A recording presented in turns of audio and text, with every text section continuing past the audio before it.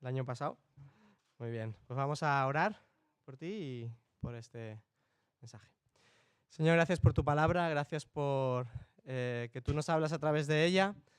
Lo haces siempre, Señor, y nos edificas. Y te pido que esta mañana sea igual, que tú llegues a nuestros corazones y a nuestro entendimiento y que sigas edificando nuestras vidas por medio de ella.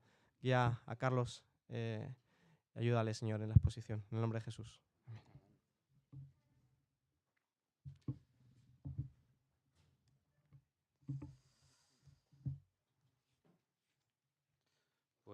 Pues como Marcos decía,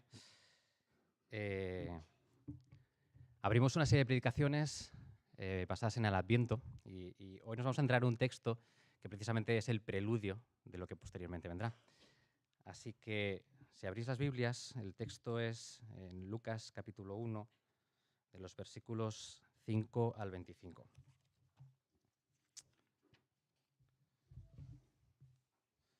Y dice así: Hubo en los días de Herodes, rey de Judea, un sacerdote llamado Zacarías, de la clase de Abías. Su mujer era de las hijas de Aarón y se llamaba Elisabet. Ambos eran justos delante de Dios y andaban irreprensibles en todos los mandamientos y ordenanzas del Señor. Pero no tenían hijo, porque Elisabet era estéril, y ambos eran ya de edad avanzada. Aconteció que, ejerciendo Zacarías el sacerdocio delante de Dios, según el orden de su clase, conforme a la costumbre del sacerdocio, le tocó en suerte ofrecer el incienso, entrando en el santuario del Señor. Y toda la multitud del pueblo estaba fuera orando a la hora del incienso.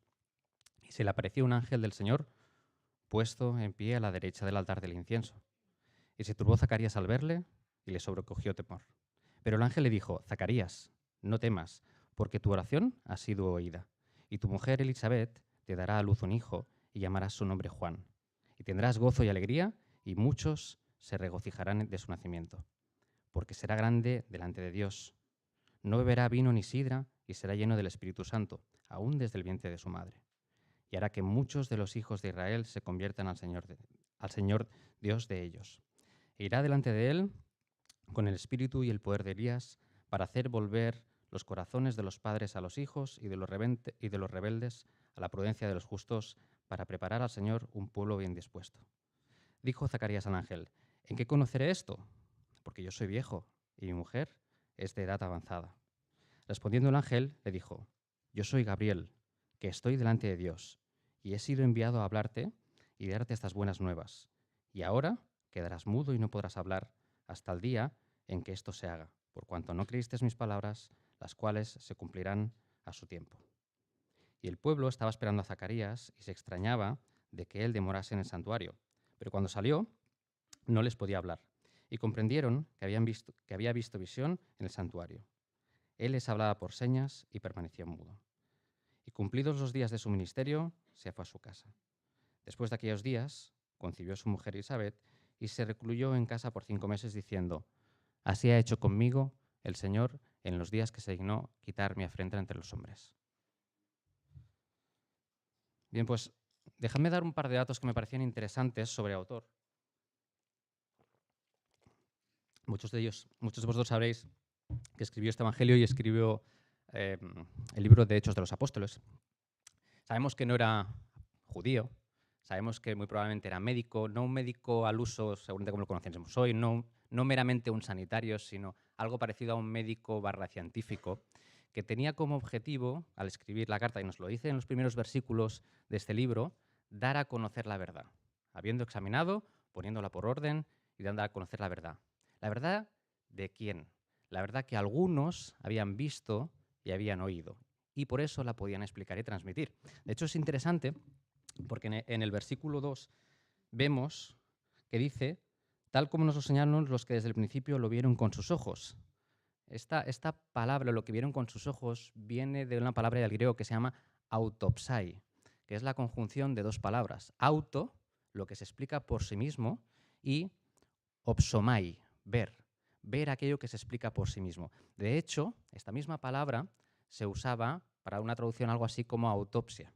Por lo tanto, podemos deducir que esta persona era una persona científica, exhaustiva en cuanto a lo que quería descubrir y explicar.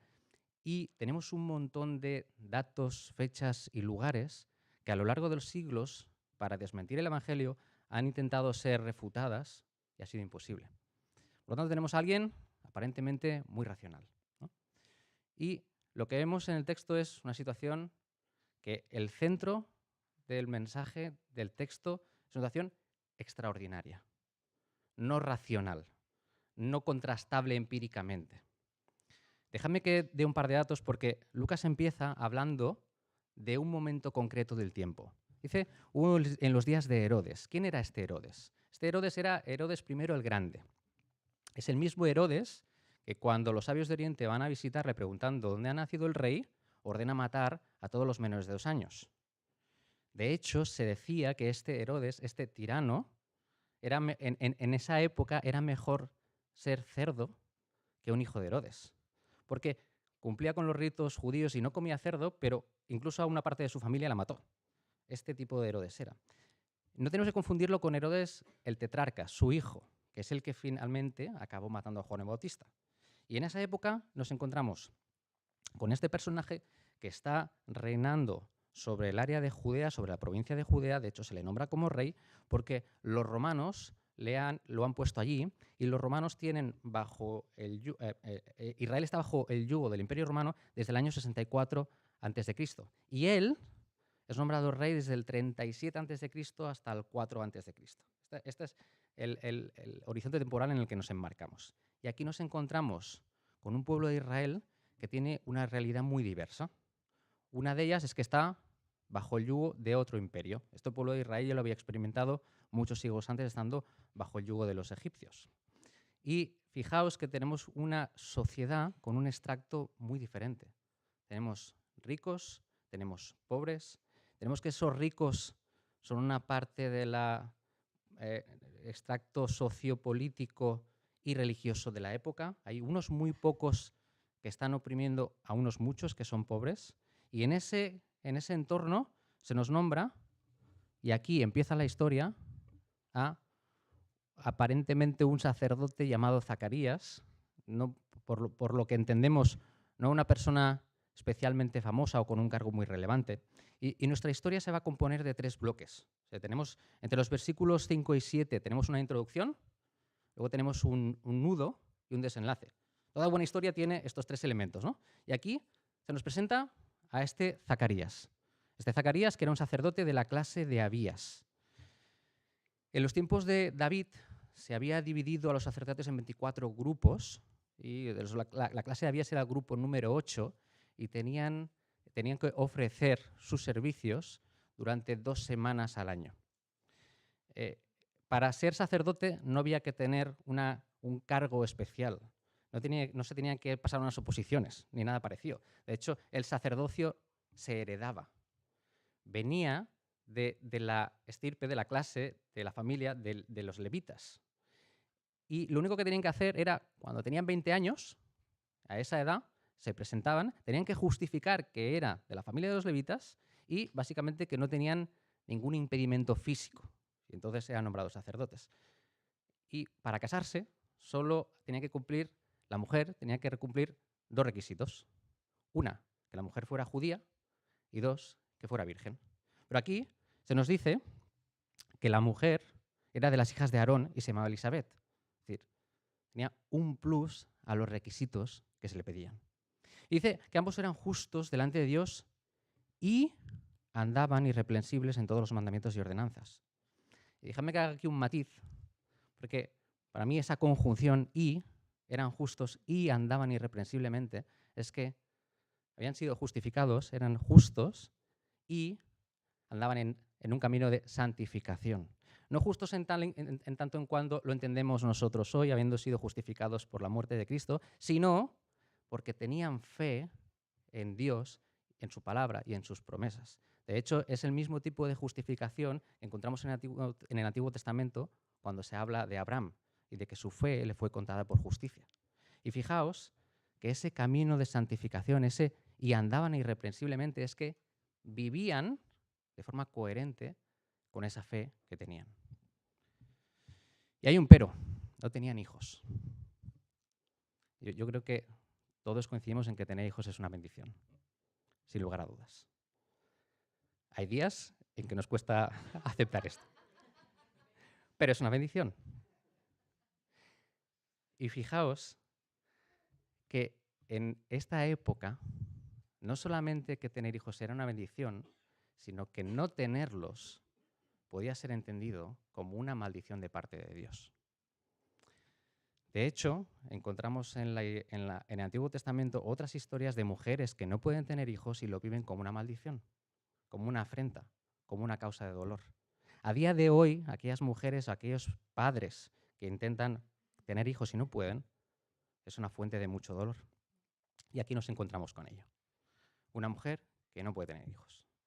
Y dice, oye, ¿es posible que estén sufriendo ya no solo por el hecho de tener hijos, sino por el hecho de que socialmente se pueda interpretar que Dios los está maldiciendo? Y muy probablemente ellos pensarían, los demás van a pensar que sí, yo soy muy justo, yo ando irreprensiblemente, pero no tengo hijos porque seguramente alguna cosa mal estaré haciendo. Esto recuerda un poco a los amigos de Job, ¿no? Oye, sí, tú de caras para afuera, maravilloso, pero ¿y de caras para adentro qué? Seguro que algo malo estás haciendo, ¿no? Esta es la foto en la que se enmarca esta introducción. Y el nudo, la parte central del texto, dice: aconteció que ejerciendo Zacarías el sacerdocio delante de Dios, según el orden de su clase, conforme a la costumbre del sacerdocio, le tocó en suerte ofrecer el incienso entrando en el santuario. Muy bien. Un par de cosas interesantes. Zacarías no deja de hacer aquello que tiene que hacer. Pese a que aparentemente no tienen la bendición de tener un hijo, eso no impide que haga lo que tiene que hacer. Y resulta que le toca en suerte una cosa absolutamente extraordinaria. Habían muchísimos sacerdotes. Estos sacerdotes, como he dicho antes, tenían que ofrecer sus servicios por grupos 2 veces al año. Había tantos que muy probablemente, la gran mayoría de ellos, nunca les tocaría esta suerte. Pero aparte de que quizá no te tocaría nunca, si te había tocado, nunca más te podía volver a tocar. Es decir, esa bola se sacaba del bombo. Si tu nombre había aparecido, ya no podía volver a salir. Por lo tanto, el hecho de que le toques es un hecho que le otorga una situación absolutamente extraordinaria. Y dice que se le apareció un ángel del Señor puesto en pie a la derecha del altar del incienso. Os he empezado nombrando a Lucas, diciendo que era alguien de ciencias. Y estamos hablando de algo milagroso, extraordinario, algo que científicamente no se puede testar. Y aquí déjame que haga un pequeño matiz porque me parece muy interesante. Dios es quien da las leyes de la naturaleza, y son buenas, y son observables y son contrastables. Y es por ello que nosotros podemos predecir cosas y podemos entender el mecanismo de cómo funcionan algunas de las cosas que nos rodean. Pero no hemos de entender las leyes de la naturaleza como un circuito cerrado. En términos de programación, no es un software cerrado en el que el programador no puede meter nada más. Es un circuito abierto. Dios puede intervenir cuando y como quiere. Y es precisamente por eso, porque hay un hecho milagroso, que podemos entender que eso no está en algo que sea predecible. Que eso es absolutamente extraordinario, que eso viene de Dios. Y Dios no se vulnera a sí mismo. Dios está por encima de aquello que ha creado y puede intervenir en cualquier momento. Pero este versículo nos da un dato más que es muy interesante, porque ya no es solo que se aparezca un ángel, que es absolutamente extraordinario, sino que Dios no hablaba con su pueblo desde hacía 400 años. La última vez que Dios hablaba con su pueblo fue a través del profeta Malaquías, y hacía más de 400 años, y ahora se vuelve a aparecer. Por lo tanto, que haya habido 400 años de silencio y se vuelve a aparecer, crea el segundo hecho extraordinario. Si os fijáis, empiezan a haber algunos paralelismos con cosas que el pueblo de Israel ya había vivido, porque el pueblo de Israel había estado bajo el yugo de los egipcios 400 años. Por lo tanto, hay 2 naciones extranjeras que los están oprimiendo, hay 400 años de silencio por parte de Dios y hay una respuesta después de 400 años que aparece. Y fijaos que lo que tenía que hacer aquí Zacarías era ofrecer el incienso y orar por intercesión para el pueblo. La reacción de Zacarías es la normal. No he tenido la suerte de ver un ángel, pero seguro que ante un hecho desconocido e extraordinario, la primera reacción será la de miedo. Yo me asusto. Y el ángel lo primero que le dice es: no temas, porque tu oración ha sido oída. Y tu mujer te dará a luz un hijo y llamarás su nombre Juan. Este mismo ángel después se le aparecerá a María. No quiero haceros mucho spoiler, pero lo primero que hace también el ángel Gabriel es: no tengas miedo. ¿No? Y aquí hay dos cosas que me parecen increíbles. Yo no sé cuánto tiempo Zacarías había estado orando por respuesta por parte de Dios. Parece que no poco tiempo, porque la respuesta ya nos da a pensar que, oye, aparentemente el tiempo de poder tener un hijo se había pasado, ¿no? Por lo tanto, seguramente había estado orando durante mucho tiempo, tiempo en el que los dos podían ser fértiles. Por lo tanto, aparentemente era una oración no respondida durante muchísimo tiempo. Pero hay un mensaje en este versículo que es increíble. Tengo una amiga que cuando hablamos coge el móvil para buscar la etimología de algunas palabras. Oye, ¿y esto qué quiere decir? A mí me gusta mucho. A mí me encanta. De hecho, que Jana y Daniel se llaman como se llamen, no solo porque son nombres bonitos, sino por el significado que tienen. ¿Qué significa Zacarías? Zacarías significa de quien Dios se ha acordado. ¿Y qué significa Elizabeth? El Dios de mi juramento. Dios se ha acordado de su juramento. No ha olvidado. Y de hecho, ello da lugar a que tengan un hijo que se llama Juan. Dios es misericordia. Dios no se ha olvidado de su juramento. Dios es misericordia. Esto es lo que le está diciendo el ángel a Zacarías. Y tendrás gozo y alegría y muchos se regocijarán de su nacimiento.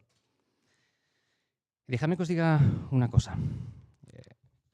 A lo largo del tiempo he aprendido que la bendición que Dios nos da no es una bendición para atesorar. Yo no guardo la bendición que me da para mí. Yo cojo la bendición que Dios me da y la comparto. El pueblo, sus amigos, se iban a alegrar juntamente con Juan. Esa bendición no iba a ser exclusivamente para ese padre y para esa madre, iba a ser para todo el mundo. Y ahí la primera pregunta que me hago y que os hago es: ¿qué hacemos nosotros con todas y cada una de las bendiciones que Dios nos da? ¿Las estamos guardando o las estamos compartiendo? ¿Qué haces con tu tiempo? ¿Qué haces con el dinero? ¿Qué haces con los dones que Dios te da? ¿Qué haces con tus amigos? ¿Qué haces con tus compañeros de trabajo? Todo eso son bendiciones que Dios nos da de forma diaria. Esa pregunta, yo creo que cada uno de nosotros la tenemos que responder de forma individual, pero lo que está claro es que Dios no quiere que lo atesores, quiere que lo compartas. Y dice: y hará que muchos de los hijos de Israel se conviertan al Señor de ellos, e irán delante de él con el espíritu y el poder de Elías, para hacer volver a los corazones de los padres a los hijos y de los rebeldes a la imprudencia de los justos, para preparar al Señor un pueblo bien dispuesto. Bien, ahí el ángel está hablando de una profecía, precisamente de la que hablábamos antes, de Malaquías. En Malaquías 4, del 4 al 6, dice: acordaos de la ley de Moisés, mi siervo, al cual encargué en Horeb ordenanzas y leyes para todo Israel. He aquí yo os envío al profeta Elías antes que venga el día de Jehová, grande y terrible. Él hará volver el corazón de los padres hacia los hijos y el corazón de los hijos hacia los padres, no sea que venga yo y hiera la tierra con maldición. El mensaje de Malaquías es el que desde el principio de la Biblia hasta el final nos encontramos. Arrepentíos y volved a Dios. Es el mensaje del profeta Oseas. Ese será el mensaje de Juan el Bautista. Arrepentíos, el reino de los cielos se ha acercado. Ese es el mensaje. Y aquí nos encontramos con un Zacarías, que poned por un momento la foto. Su oración le es respondida. En un evento extraordinario se le aparece un ángel. Hay respuesta, hay palabra de parte de Dios para el pueblo después de 400 años, en forma de una profecía que se está cumpliendo. El clímax es espectacular. Lo estamos leyendo. Yo muchas veces, cuando leo cosas, y las hemos leído tantas veces que las estamos normalizando, pero esto no es normal. Para nada es normal. Y la respuesta de Zacarías es la que seguramente yo tendría. ¿En qué conoceré esto? Porque yo soy viejo y mi mujer es de edad avanzada. Eres un crack, Zacarías. Yo también respondría así. Es de incredulidad. Estoy viendo un ángel, estoy viendo todas estas cosas y dudo. Para mí, este es uno de los versículos, como muchos otros hay, que le otorga credibilidad a la Biblia. Si esto hubiese sido una historia narrada de fantasía, Zacarías hubiese dicho, adelante, aquí me tienes, ¿cuándo y cómo? Venga, estoy dispuesto. Y le dice, no. Oye, pero si soy viejo, si se me ha pasado el arroz, ¿no? Y fijaos la respuesta del ángel Gabriel, le dice, yo soy Gabriel, quien estoy delante de Dios, y he enviado a hablarte y darte buenas nuevas. El contraste de las identidades es brutal. Zacarías le dice, yo soy viejo, y Gabriel le dice, yo soy Gabriel. Fijaos el contraste de las identidades. Yo no puedo. Ya pasó mi tiempo. Y Gabriel, que no deja de ser la voz de Dios, dice, yo soy Dios. Yo puedo hacer lo que tú no puedes hacer. Yo puedo hacer lo que tú no crees que yo puedo hacer. Y dice, y ahora quedarás mudo y no podrás hablar hasta el día en que esto se haga, por cuanto no creíste mis palabras, las cuales se cumplirán en su tiempo. Y la verdad es que he estado buscando, he estado leyendo, he estado mirando, y ninguna de las explicaciones de por qué se queda mudo me ha convencido. Ninguna de ellas. No sé por qué Dios castiga, no lo sé. De hecho, Abraham y Sara pasaron por una situación similar y no reciben un castigo de esta tipología. De hecho, tienen desgracias por decisiones posteriores, pero no está en concreto, ¿no? Pero hay dos cosas que son interesantes. La primera es que lo que tenía que hacer Zacarías era orar intercediendo por el pueblo y salir y dar la bendición al pueblo, ¿no?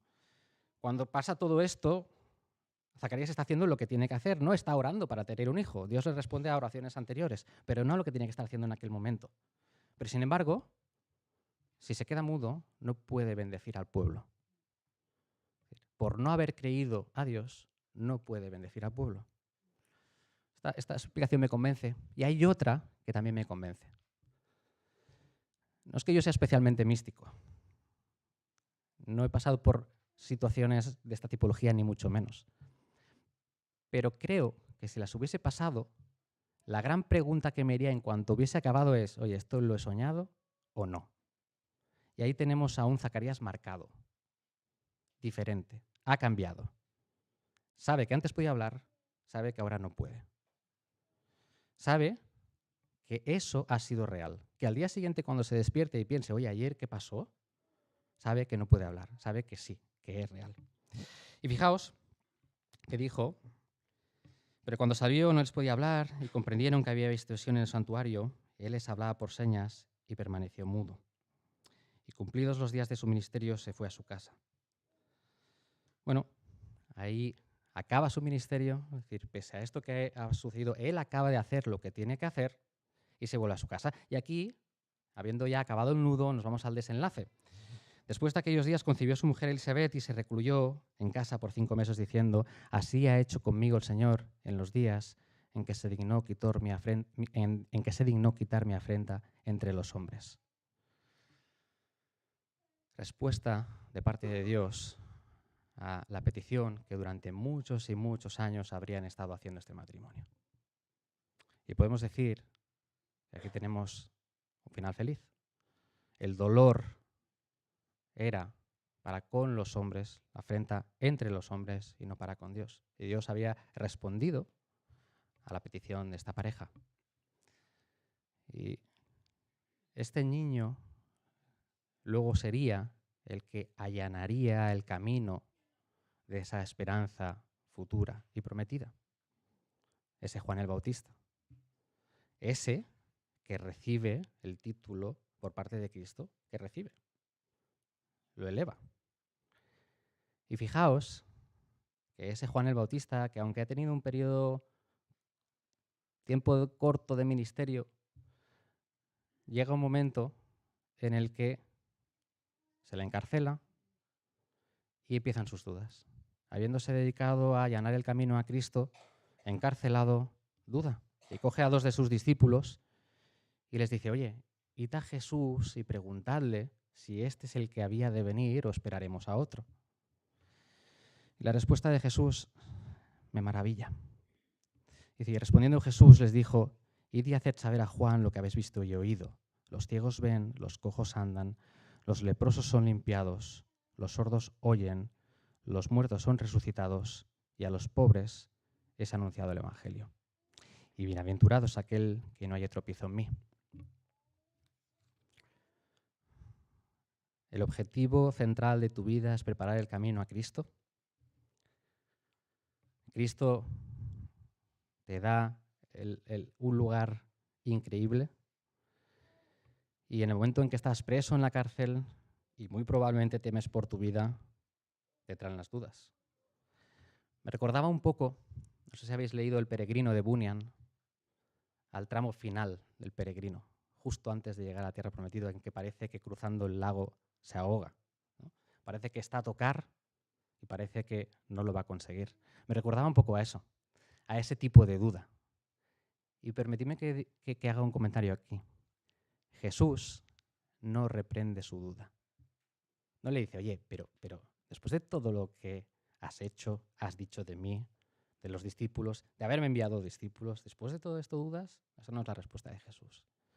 La respuesta de Jesús es, id y decidle lo que veis. Y ese es el tipo de duda que nosotros podemos tener y que es lícito tener.